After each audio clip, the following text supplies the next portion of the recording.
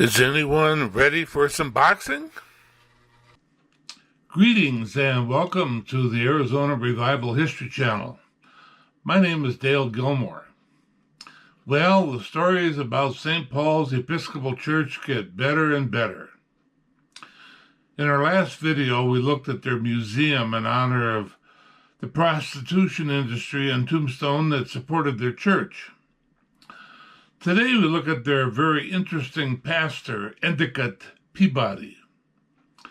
We already discovered that the cowboys of Tombstone were not ranchers but were cattle rustlers. Well, one of Pastor Peabody's early messages was titled, "The 11th Commandment, Thou shalt not covet thy neighbor's cattle."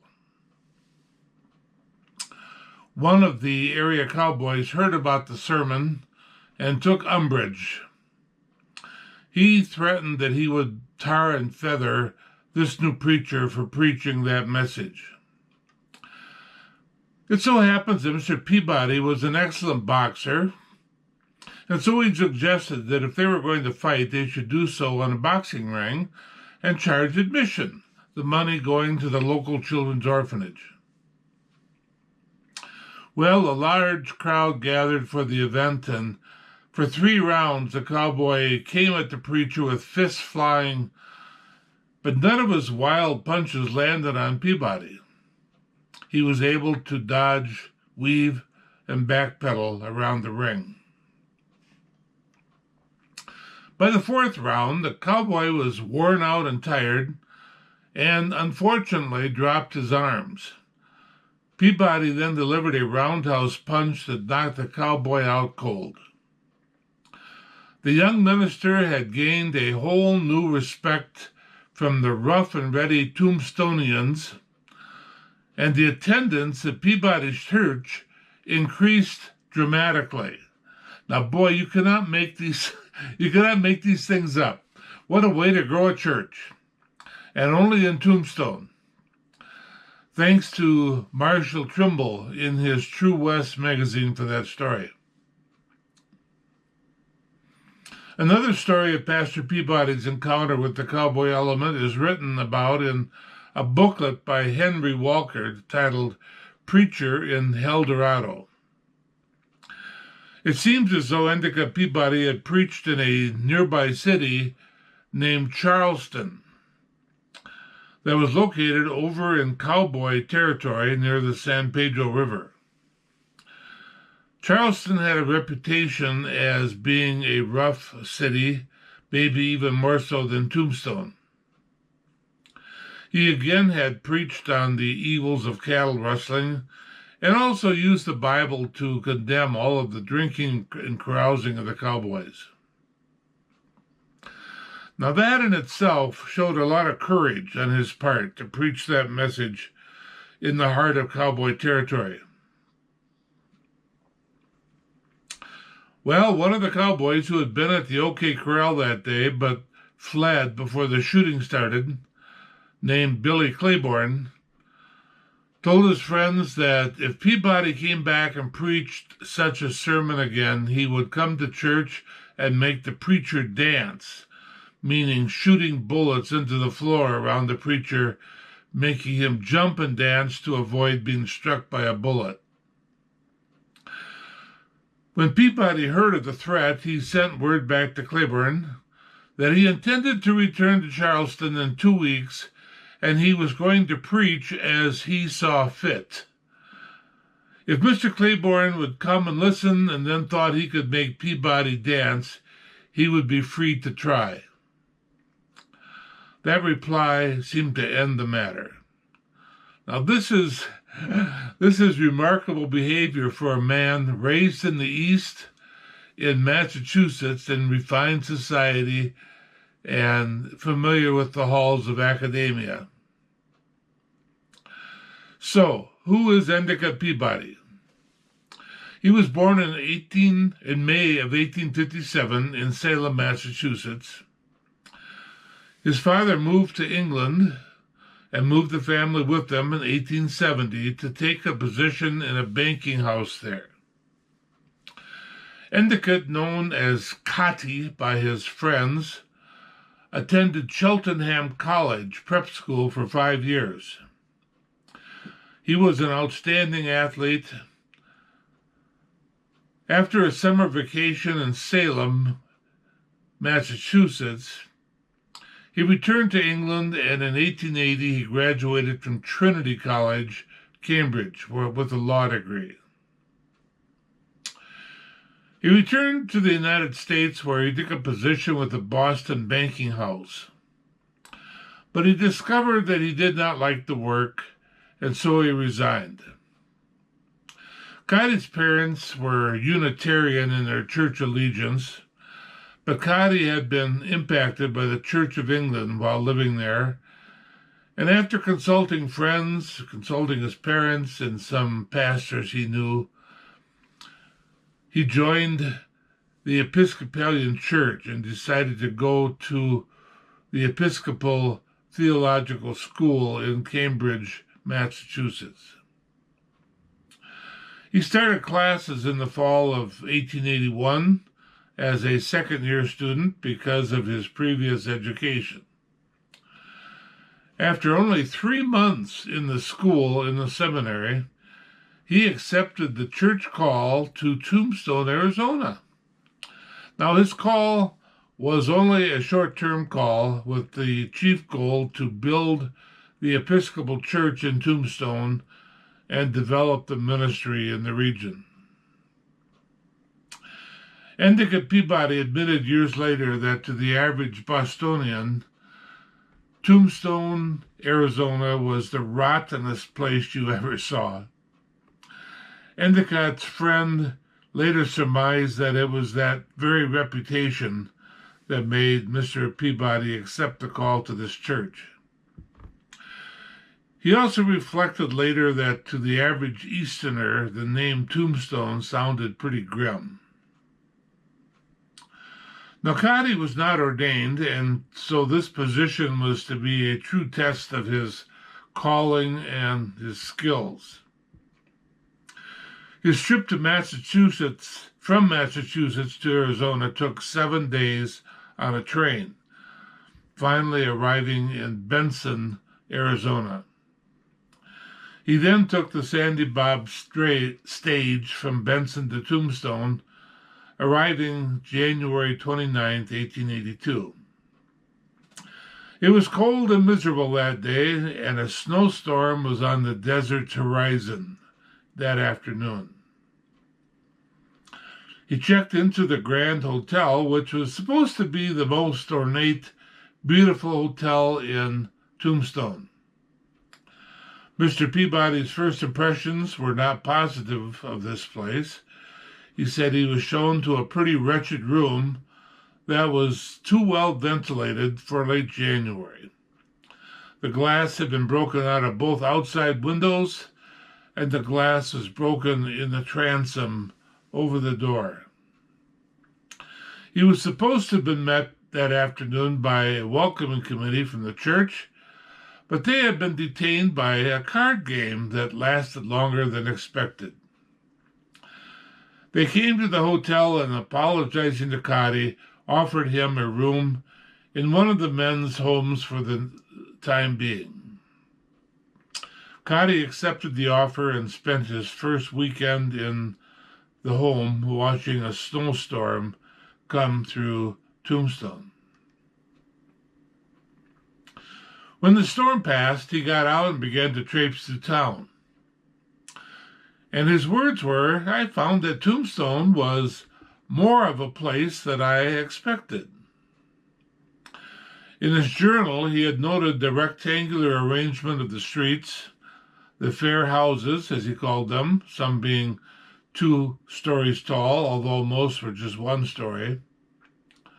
He also commented on the adobe shacks and the tents on the outskirts of town. Now, I would like to examine Endicott Peabody's life in Tombstone, looking at his personal life, his church life, and his role in the community of Tombstone.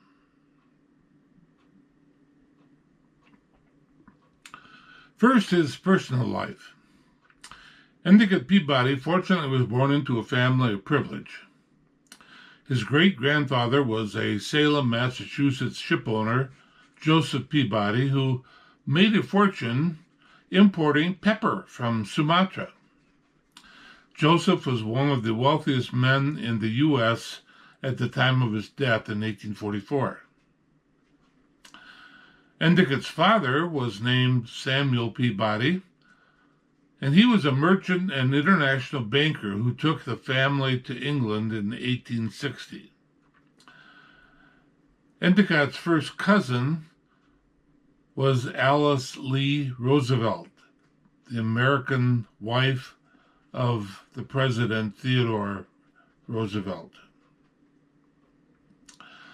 Later in his life, after marrying his cousin, Endicott's grandson, also named Endicott Peabody, won All-American honors as a lineman for Harvard University football. Later, this Endicott, who was known as Chubb, became governor of Massachusetts. Now, going back to our Endicott from Tombstone, he founded Groton School, a boarding school for boys in Groton, Massachusetts. One of his more famous students was Franklin Delano Roosevelt, who has been quoted as saying that Endicott Peabody was one of the most important influences in his life. Endicott had the privilege of officiating at the wedding of Franklin Roosevelt and his wife, Eleanor. So we asked the question, why would a young man with the background, connections, and credentials as Endicott Peabody decide to come out to the wildest town in the West in 1881, namely Tombstone, Arizona? He never really says the reason. But the opportunity presented a challenge for him which he would never have again in his life. Plus, it was going to be a temporary position. Descriptions of Endicott say that he was well-built, muscular, athletic. One of the newspaper editors referred to Cotty's boxing prowess, made a comment in an editorial that the city of Tombstone was now seeing a form of muscular Christianity demonstrated by the new pastor at St. Paul's Episcopal. Speaking of boxing matches, there is one more I need to include here. Cotty wanted desperately to minister to the miners around Tombstone. They tended to be illiterate, rough, and tumble men prone to drunkenness and fights.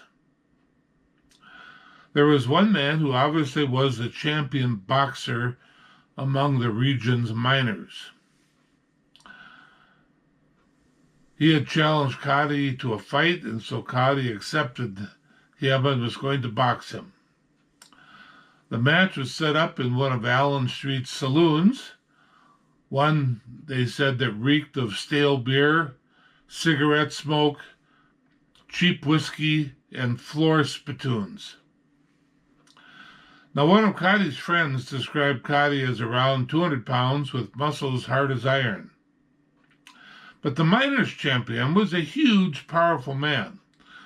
Many in the crowd feared that the preacher could be killed.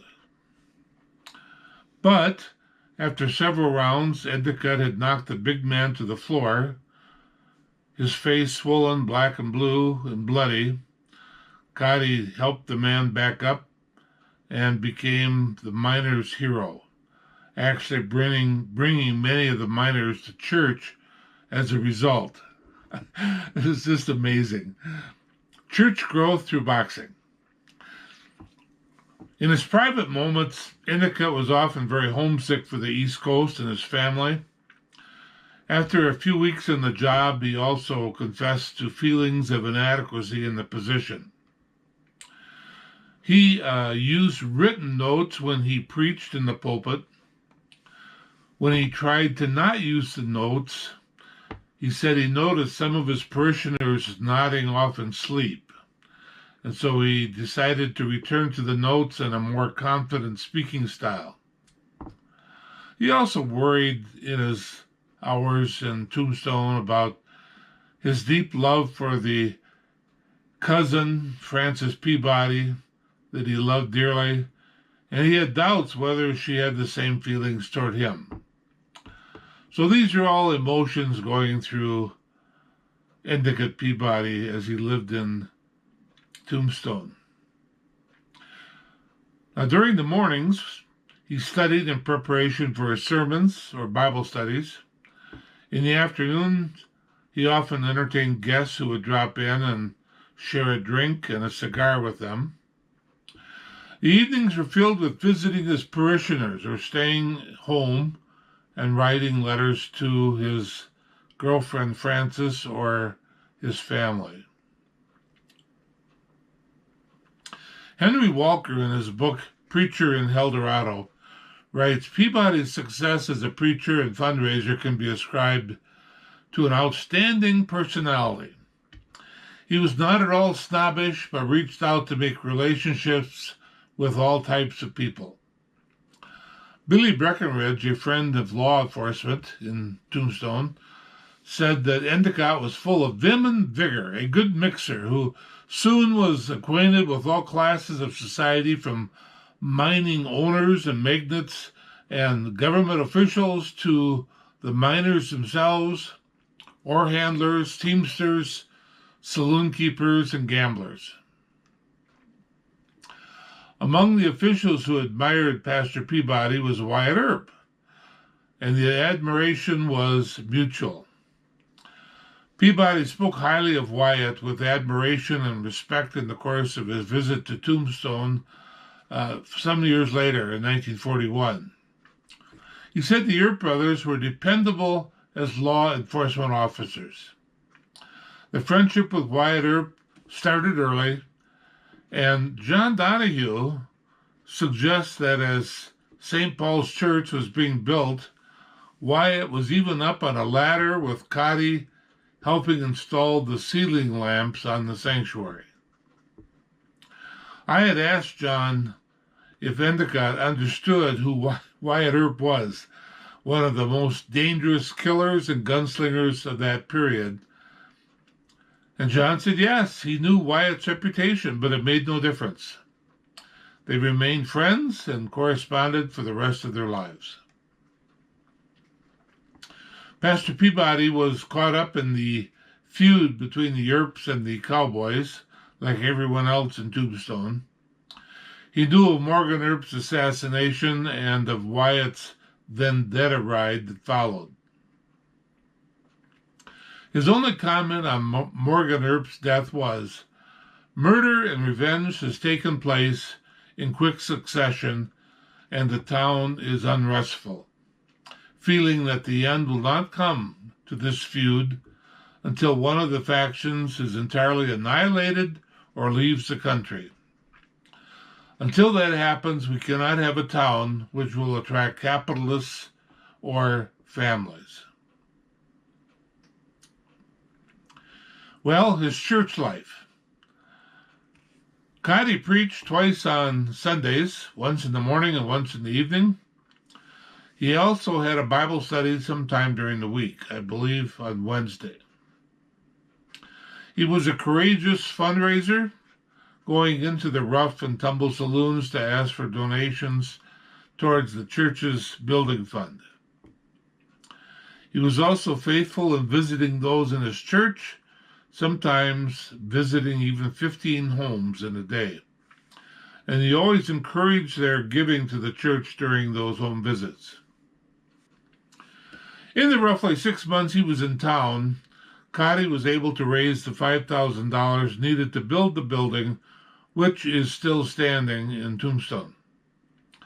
Comments from his contemporaries were that his preaching was filled with sincere enthusiasm, his messages were relevant and interesting, and the church was always decorated with beautiful flowers. He also developed a choir, though quite small, consisting of only 4 people, all of whom were men, but they must have sung well, as people of the time enjoyed the music immensely. We know he preached against cattle rustling. He also preached against gambling, having the audacity to go into the saloons prior to that sermon, inviting gamblers to church to hear his sermon against gambling. Now, did he preach against illicit sex and prostitution? We don't know. I was incorrect in my last video saying that prostitutes were not allowed to attend services. Since that video, I have read further reports that ladies of the evening were allowed north of Fremont Avenue, or on the so-called good side of town. What is disturbing, however, is that they would leave the Sunday service and head immediately back to the saloons to drum up clients for their bordello and their brothel. Did Cotty preach about salvation and people coming into a personal relationship with Jesus Christ? Or did he focus on the moral truths of the Bible? I do not know of any copies of his messages that remain, but we do know that Pastor Peabody was an interesting speaker and awakened an interest in the Bible and Bible study at Tombstone in those years. I have not read anything written about any prayer meetings or church events that focused on prayer either. And I'm assuming the prayers prayed on Sunday were pre-written and part of the Episcopal handbook. Then finally, thirdly, his involvement in city life. Cotty's boxing skills served to bring attention to him and St. Paul's Church.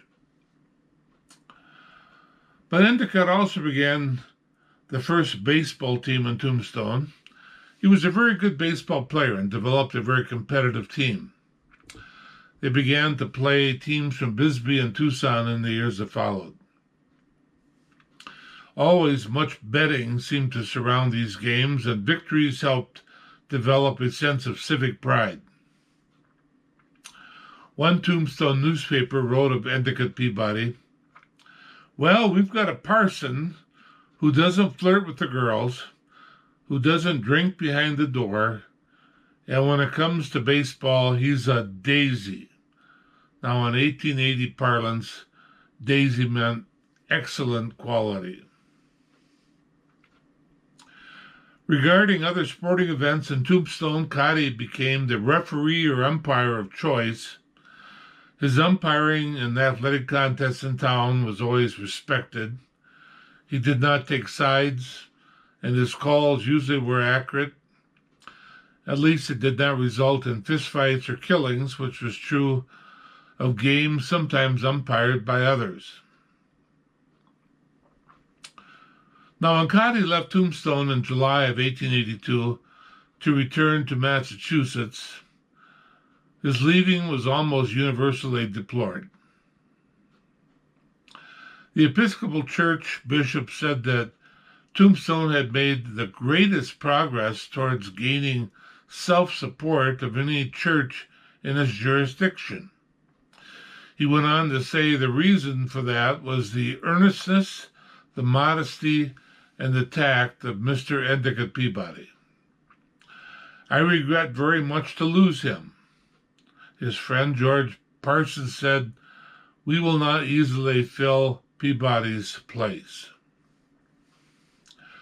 Cotty returned to Tombstone for a visit about 40 years later, in 1921. When he preached in his old church that weekend, it is to his credit that parishioners from all over Arizona and the West Coast returned to hear him preach that Sunday. Upon returning to Massachusetts, Endicott went back to the Episcopal Theological School, and he graduated in the spring of 1884, was ordained in 1885, and married his cousin Franny in June of that year also. Seems like she did have feelings for him. Over the years, he and Franny had 6 children, 1 boy and 5 girls. Also in 1885, Endicott, along with 2 of his colleagues, established Groton School for Boys in Groton, Massachusetts. It was a boarding school near Boston. The curriculum that Peabody envisioned was targeted to boys, primarily boys from upper-class families, whom Peabody wished to steer towards moral leadership and philanthropy. Now, Endicott Peabody served as the school's headmaster from 1885 to 1940, a total of 55 years. His students included the 4 sons of Teddy Roosevelt, as well as his cousin, Franklin Delano Roosevelt. Endicott died on November 17th, 1944, and is buried in Groton, Massachusetts. He was 87 years old.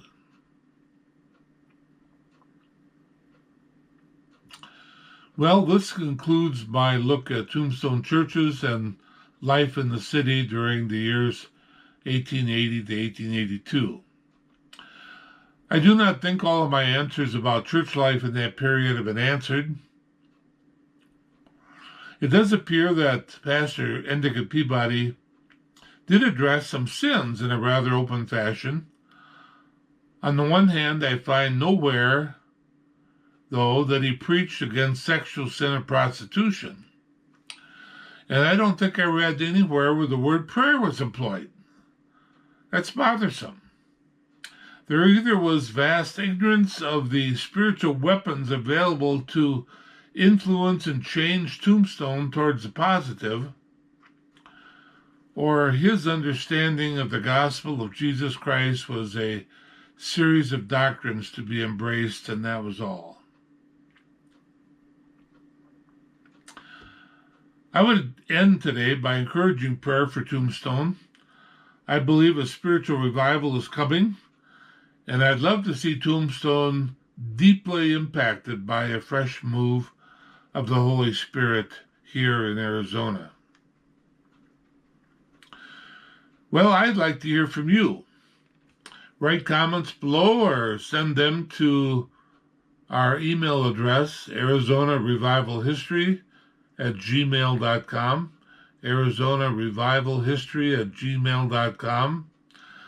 I invite you to click like if you like this program, or to subscribe if you want to get notice of new videos. My name is Dale Gilmore, and I pray that God would meet every need you have according to his riches and glory. Until next time,